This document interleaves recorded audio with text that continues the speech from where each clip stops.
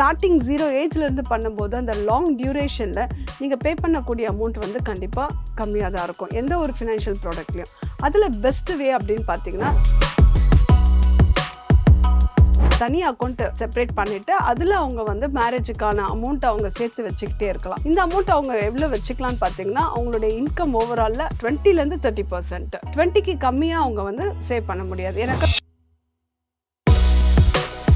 Maximum வந்து நம்ம மேரேஜுக்கு லோன் எடுக்கிறோம் அப்படின்னும் போது லோன்ஸ் அவாய்ட் பண்ணிடுறது நல்லது. ஏன்னா அது ஒரு மிகப்பெரிய ஒரு ட்ராப் தான். ஆனால் நம்ம ஒரு மேரேஜ்க்கு பிளான் பண்ணுறோம் அப்படின்னா நீங்கள் ஒரு 5 இயர்ஸ்க்கு முன்னாடியே இது பண்ணீங்க அப்படின்னா ஒரு ஓகே அப்படின்னு நீங்கள் சொன்னீங்க. இப்போ இந்த ஸ்கீம் வந்து ஒரு 10 இயர்ஸ் லாங் போகும்போது நமக்கான ரிட்டர்ன்ஸ் வந்து ஒரு 10 இயர்ஸில் கிடைக்கும் அப்படின்னா நம்ம ஒரு 31 இயர்ஸில் தானே மேரேஜ் பண்ணுற மாதிரி இருக்கும். மினிமம்லேருந்து ஒரு ஆவரேஜாக ஒருத்தர் கல்யாணம் பண்ணணும்னா ஒரு 10லேருந்து 15 லட்சம் அவங்களுக்கு எல்லாத்துக்குமே அவங்க ஜுவல்ஸ் வாங்க, ட்ரெஸ் வாங்குறதுக்கு, இல்லை சத்திரம் பார்க்க, இல்லை அதை முடிச்சுட்டு அதுக்கப்புறம் இருக்க ஃபங்க்ஷன்ஸ் எல்லாத்துக்கும் ஒரு 10 to 15 lakhs தேவைப்படும் இல்லையா. இதை வந்து அவங்க என்ன பண்ணலாம் அப்படின்னா சௌபாக்யா home and kitchen appliances. Everest easy chef ஆகுங்கள் சில நிமிடங்களிலேயே. ஹலோ குமுதம் ஸ்நேகிதி நேர்களே, நான் அனு. இன்னைக்கு ஒரு 21 வயசுல எல்லாரும் ஃபேஸ் பண்ற ஃபினான்ஷியல் ப்ராப்ளத்துக்கு சொல்யூஷன் சொல்றதுக்காக இன்னைக்கு நம்ம கூட பொருளாதார நிபுணர் அனிதா மோகன் மேம் இருக்காங்க. வணக்கம் மேம். வணக்கம். எப்படி இருக்கீங்க மேம்? நல்லா இருக்கேம்மா, நீங்க நல்லா இருக்கீங்க? நல்லா இருக்கேன் மேம். சூப்பர் மேம், இப்போ எல்லாருமே காலேஜ் முடிச்சுட்டு ஒரு 21 வயசுலேயே வேலைக்கு போயிடுறாங்க. வேலைக்கு போகும்போது அவங்க வீட்டில் இருக்க எல்லா ரெஸ்பான்சிபிலிட்டியும் அவங்க தான் எடுத்துக்கிறாங்க. ஸோ ஒவ்வொன்றா முடிச்சுட்டு வரும்போது அடுத்து பார்க்குற ஒரு விஷயம் வந்து அவங்க கல்யாணத்துக்கு அவங்களே சேவ் பண்ணணும் அப்படின்ற ஒரு சூழ்நிலைக்கு அவங்க வந்துடுறாங்க. ஸோ ஒரு 20 வயசில் இருக்கவங்க அவங்க கல்யாணத்துக்காக எப்படியெல்லாம் சேவ் பண்ணலாம் மேம்? எஸ், நல்ல கொஸ்டின். இன்னைக்கு பார்த்தீங்கன்னாக்கா ஒரு காலத்தில் கேஜெட்ஸ் அது மாதிரியான செலவு பண்ணுறதுக்கு இன்னைக்கு நிறைய ஆப்பர்ச்சுனிட்டிஸ் இருக்குது. அதே சமயத்தில் தன்னுடைய மேரேஜுக்காக சேர்க்கணும் அப்படின்றவங்க நிறைய பேர் விருப்பப்படுறாங்க. அது சூழ்நிலைகளும் அவங்களுக்கு இருக்கும். அவங்க பேரண்ட்ஸ் அவங்களுக்கு அந்த அளவுக்கு ஏர்னிங்ஸ் இருக்காது, இல்லை பேரண்ட்ஸ் இல்லாமல் இருப்பாங்க, ஏதாவது சிங்கிள் பேரண்ட்டில் இருப்பாங்க. அப்போது இவங்க தான் வந்து அந்த சுச்சுவேஷன்ஸ்க்கு ஏற்ற மாதிரி மேரேஜுக்கு தான் அவங்க வந்து பொருளாதாரத்தை சேர்த்துக்கிற மாதிரி இருக்கும். அப்படின்னும் போது அவங்களுக்கு மேரேஜ் அப்படின்ற பட்சத்தில் அவங்க ஒரு 5 வருஷத்துக்கு பிஃபோரே அட்லீஸ்ட் சேர்க்க முடியணும். அவங்களுக்குள்ள ஒரு கோல் ஃபிக்ஸ் பண்ணிக்கணும். அதாவது மேரேஜ் கான்செப்ட் அப்படின்ற கோலை ஃபிக்ஸ் பண்ணிக்கிட்டாங்க அப்படின்னா அவங்க அதுக்குள்ள சம்பாதிக்கிறத எல்லாத்துக்கும் வீட்டுக்கே கொடுத்துட்ருப்பாங்க. அதில் அவங்க அட்லீஸ்ட் வந்து கொஞ்சம் எடுத்து வைக்கிறதுக்கான ஒரு மைண்டில் ஃபிக்ஸ் பண்ணிக்கணும். இது ஃபஸ்ட்டு. இந்த மாதிரி ஃபிக்ஸ் பண்ணிட்டதும் அவங்க என்ன பண்ணணும் அப்படின்னா அவங்களுடைய சேல்ரி இன்கம் எது அவங்களுக்கு ஒரு 10,000 இல்லை என்ன அமௌண்ட் அவங்க ஏர்ன் பண்ணுறாங்களோ அதில் அட்லீஸ்ட் ஒரு 20% வந்து தனியாக பிரித்து அது ஒரு தனி அக்கௌண்ட்டில் போட்டுக்கிறது நல்லது. இப்போ அவங்களுக்கு வந்து ஒரு சேலரி அக்கௌண்ட்னு காமனாக இருக்கும். அதே சமயத்தில் சைமல்டேனியஸாக இன்றைக்கி பேங்க்கில் வந்து உங்களுக்கு 500,000 ருபீஸ்க்கும் அக்கௌண்ட் ஓப்பன் பண்ணலாம் இல்லையா.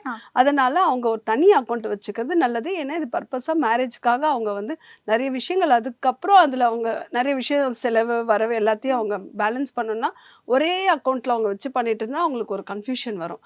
அப்போ அவங்க ஒரு தனி அக்கௌண்ட்டு செப்பரேட் பண்ணிவிட்டு அதில் அவங்க வந்து மேரேஜுக்கான அமௌண்ட் அவங்க சேர்த்து வச்சுக்கிட்டே இருக்கலாம்.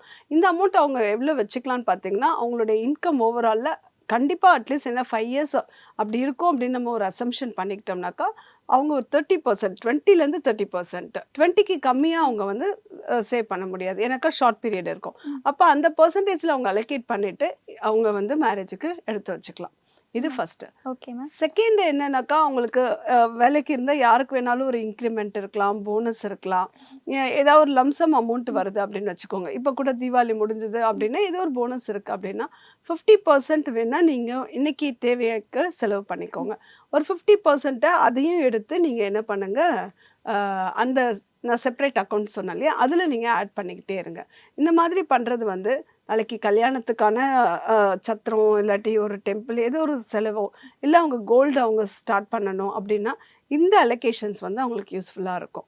நார்மலாக மேரேஜுக்கு வந்து ஒரு சாதாரணமாக யூஸ் பண்ணணும், ஒரு மினிமம்லேருந்து ஒரு ஆவரேஜாக ஒருத்தர் கல்யாணம் பண்ணணும்னா ஒரு 10லேருந்து 15 லட்சம் அவங்களுக்கு எல்லாத்துக்குமே. அவங்க ஜுவல்ஸ் வாங்க, ட்ரெஸ் வாங்குறதுக்கு, இல்லை சத்திரம் பார்க்க, இல்லை அதை முடிச்சுட்டு அதுக்கப்புறம் இருக்க ஃபங்க்ஷன்ஸ் எல்லாத்துக்கும் ஒரு 10 to 15 lakhs தேவைப்படும் இல்லையா? இதை வந்து அவங்க என்ன பண்ணலாம் அப்படின்னா, த்ரூ மியூச்சுவல் ஃபண்ட்ஸில் எஸ்ஐபின்னு சொல்லுவோம், சிஸ்டமேட்டிக் இன்வெஸ்ட்மெண்ட்.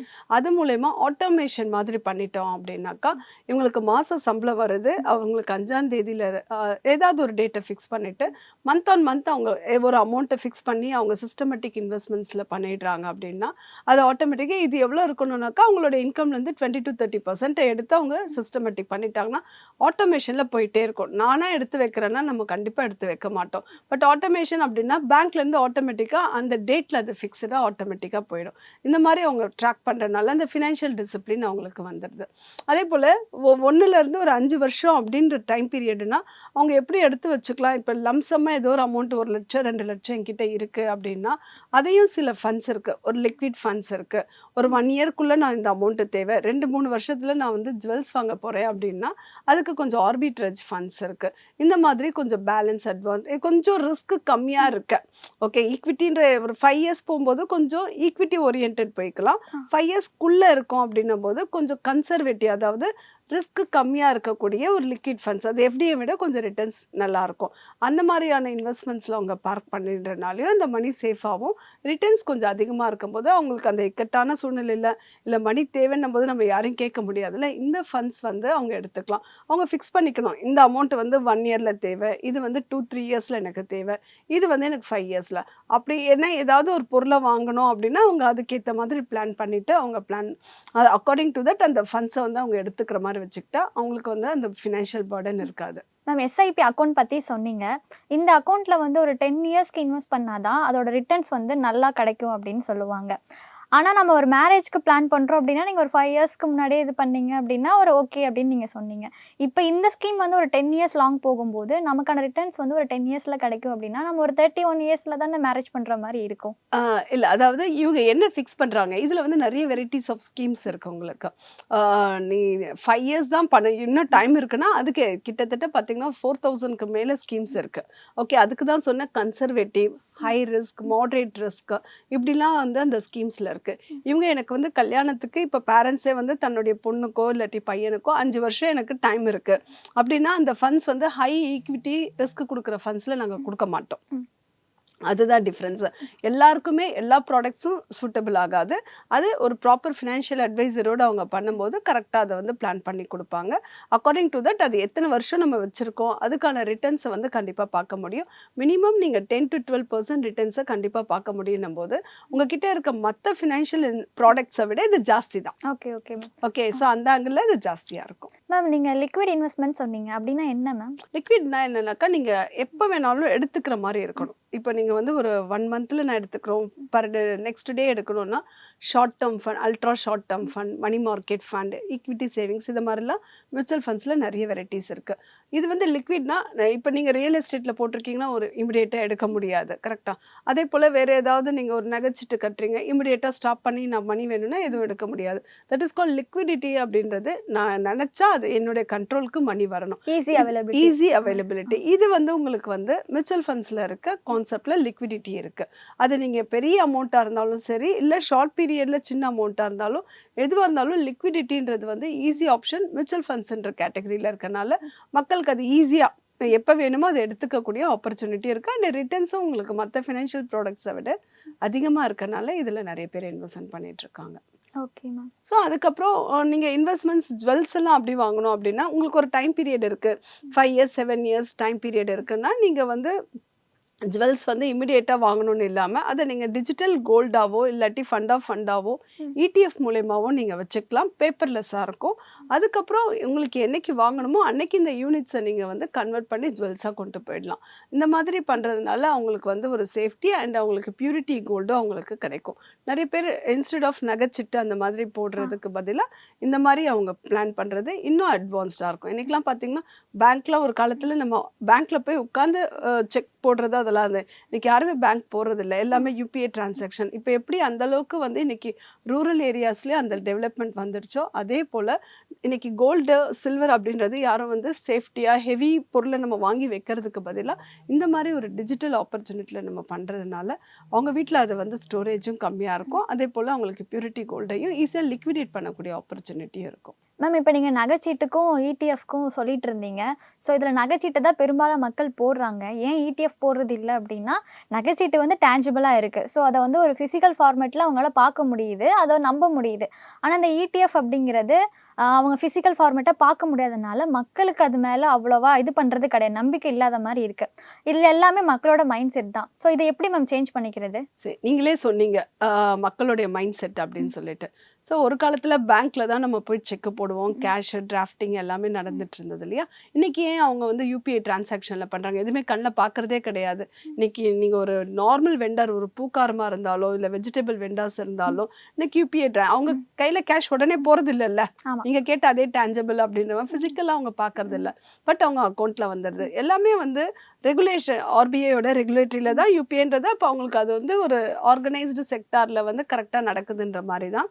கோல்டும் அதே மாதிரி தான்.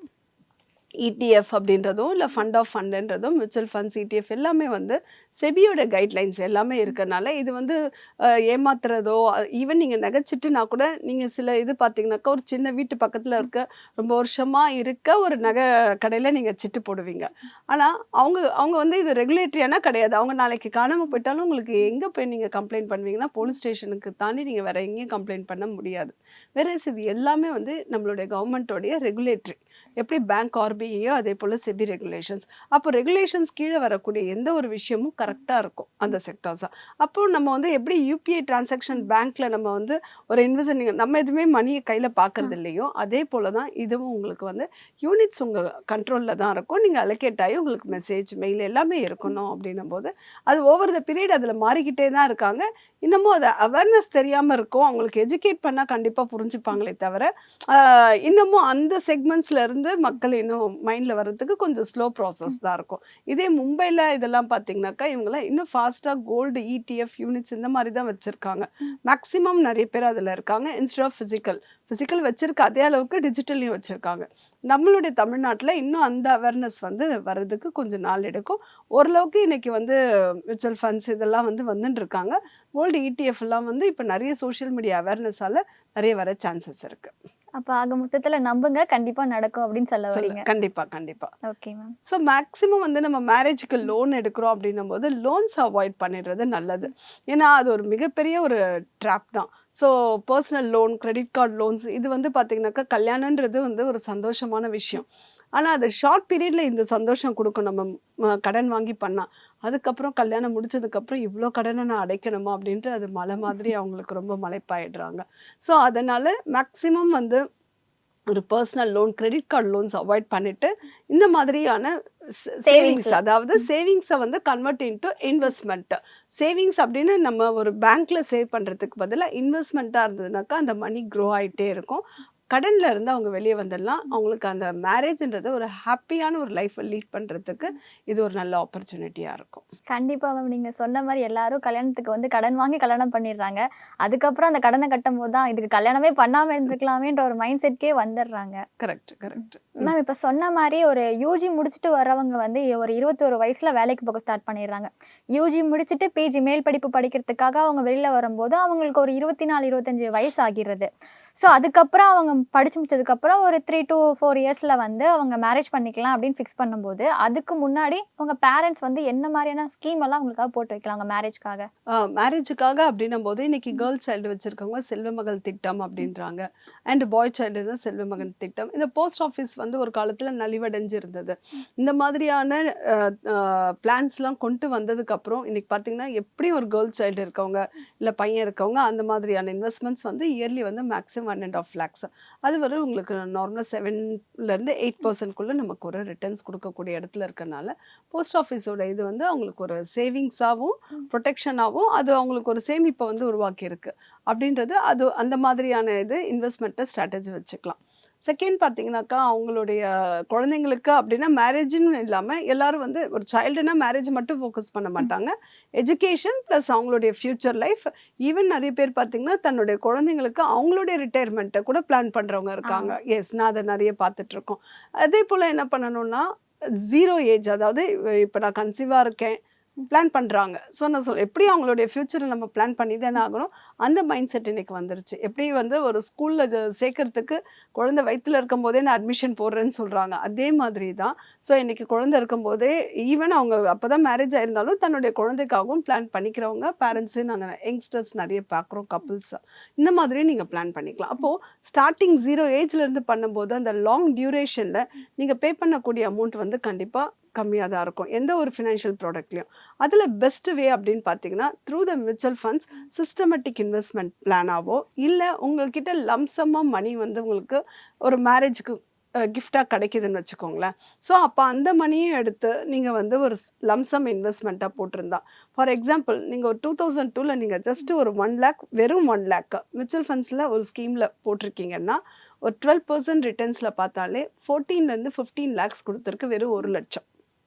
அப்போ உங்ககிட்ட எந்தாவது ஒரு கிஃப்ட் குடுத்துருக்காங்க, வெட்டிங் கிஃப்ட் இந்த மாரி வந்திருந்தா, நீங்க ஒரு லம்சமும் போட்டுட்டே இருந்தீங்கன்னா, திங்க் பண்ணி பாருங்க. அந்த குழந்தைக்கு இல்ல பேரண்ட்ஸ், பாட்டி, தாத்தா வந்து எப்பவுமே ஆடம்பரமா செலவு பண்றத விட, அவங்களுக்கு அந்த குழந்தைங்களுடைய ஃபியூச்சர் எஜுகேஷன்ஸ்க்குலாம் பிளான் பண்ணி பண்ணும்போது, அனாவசிய செலவு நம்ம பண்ண மாட்டோம். என்ன தேவையோ அத மட்டும் பண்ணிட்டு, தேவையில்லாத செலவுகள அவாய்ட் பண்ணிட்டு, இந்த மாரி அந்த குழந்தைங்களுக்காக பண்ணிட்டாங்கன்னா, இன்னைக்கு என்ன காஸ்ட் ஆஃப் எஜுகேஷன் ரொம்ப ஜாஸ்தி. இன்னைக்கு வந்து இன்ஃப்ளேஷன் அப்படின்னும்போது எஜுகேஷன், டிராவல் அண்ட் மெடிக்கல்ஸ் இது எல்லாத்துலயுமே 15% வந்து இன்ஃப்ளேஷனுடைய காஸ்ட் எப்பயுமே இருக்கும். நார்மலா நம்ம இந்தியாவுடைய இன்ஃப்ளேஷன் வந்து 7% அப்படின்னு சொல்லலாம். இப்ப இந்த இன்ஃப்ளேஷன்ல வந்து உங்களுக்கு எஜுகேஷன்றது 5 இயர்ஸ் ஒன்ஸ் வந்து அது ஆல்மோஸ்ட் டபுள் ஆயிட்டே இருக்கு. நீங்க இன்ஜினியரிங்கோ ஏதோ ஒரு காலேஜ் படிக்கும்போது நம்ம 25 லேக்ஸ்லாம் நம்ம அன்னைக்கு பண்ணல. இன்னைக்கு வந்து நார்மல் கிராஜுவேஷன், அதாவது இன்ஜினியரிங் பண்றாங்க அப்படின்னா 20லேருந்து 25 லட்சம் ஆகுது. அப்படின்னா 0 ஏஜ்ல ஒரு குழந்தை அடுத்த ஒரு 17 வயசுல ஒரு காலேஜ் டச் பண்ணும்போது hardly 5, 10, 15 3 years once 3 years almost 3 times பார்த்தீங்கன்னாக்கா, நீங்க வந்து இன்னைக்கு 25 லேக்ஸ் ஆல்மோஸ்ட் 75 லேக்ஸ்லேருந்து 1 crore வெறும் இன்ஜினியரிங் காலேஜ்க்கு மட்டும் நம்ம குடுப்பாங்க. இது நான் ஐஐடி, ஐஏஎம் இல்லாம நம்ம குடுக்கக்கூடிய விஷயம். அப்படின்னும்போது யோசிச்சு பாருங்க. அப்ப இந்த காலேஜுக்கே இவ்ளோ ஆகுது அப்படின்னும்போது, உங்களுக்கு மேரேஜுக்கு வரதெல்லாம் நீங்க பிக்னிக் போறேன், ஹனிமூன் போறேன்றது அது ஒரு பக்கம் இருந்தாலும், அமௌண்ட்ட வந்து அனாவசியமா நீங்க செலவு பண்ணாம பட்ஜெட்டிங் பண்ணி, இது நம்மளுடைய ஃபியூச்சருக்கும் தேவைன்னு சொல்லிட்டு பிளான் பண்ணிக்கிட்டா, ஃபியூச்சர்ல உங்க லைஃப்பும் நல்லாயிருக்கும். குழந்தைக்கான எஜுகேஷன் பர்டனும் நீங்க மேக்ஸிமம் அவாய்ட் பண்ணிக்கலாம். Okay ma'am. Good thing ma'am. ஏன் அப்படின்னா, மேரேஜ்க்கு முன்னாடி என்ன பண்ணணும் அப்படின்றத கிளியராவே சொல்லிட்டீங்க. ஒரு ரியாலிட்டி ஃபேக்ட்ட வந்து ஸ்ப்ளிட் பண்ண மாரி இருந்துச்சு. நீங்க கடன் வாங்கி கல்யாணம் பண்ணீங்கன்னா, நீங்க கடன் கட்டுறதுல எதுக்கு இந்த கல்யாணம் பண்ணோம்னு நெனைக்கிற அளவுக்கு ஆயிரும். அப்படி பண்ணாதீங்க. சேவிங்ஸ் பண்ணுங்க, இன்வெஸ்ட்மென்ட் பண்ணுங்க அப்படின்னு சொன்னதுக்காக நன்றி மேம். நன்றி. சௌபாக்யா home and kitchen appliances. Everest easy chef. Chef ஆகுங்கள் சில நிமிடங்களிலேயே.